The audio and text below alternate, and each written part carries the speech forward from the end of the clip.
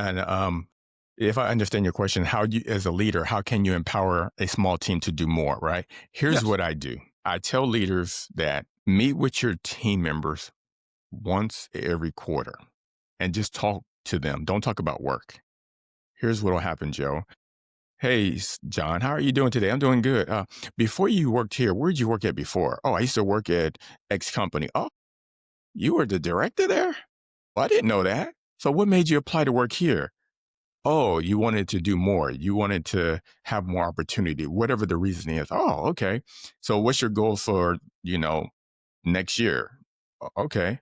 So now you got to know that person on a personal basis. Now you realize their interests, their motivations. So Heck yeah. now what you do, Joe, is that you meet with them again next quarter. How's it going? Hey, we have this training coming up. Have you thought about applying for the training? Or here's a project. Would you like to work on this project? So you just start to ease them in towards their goals. And unfortunately, the way I believed is that some point in times, some employees will leave, right? They will leave once you upskill them.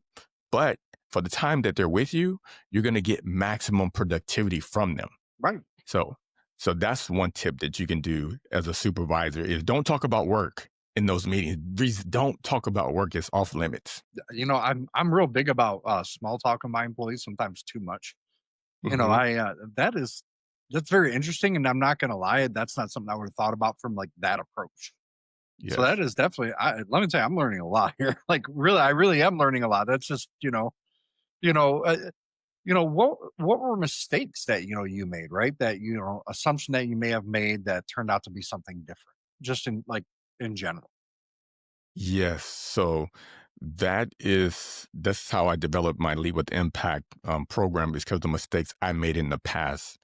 What I thought was important was being accountable. I thought if you come into an organization, you improve the financial situation, everybody's going to like you and you're going to get promoted. No, organizations value team spirit, being praised. Hey, boss, I like you. Big boss in charge of everything. We love you. Everything is great. My life is good versus, hey, Michael improved the numbers. Boy, morale is increasing.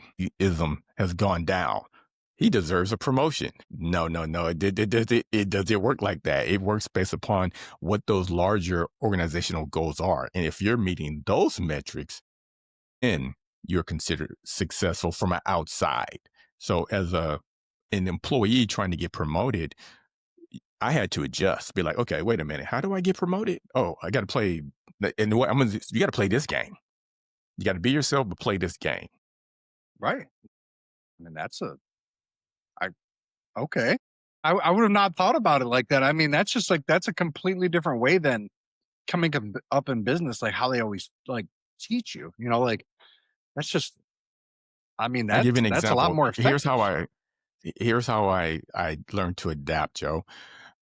I was working at a IT company right out the gate. Sales, who can sell the most computers, selling computers.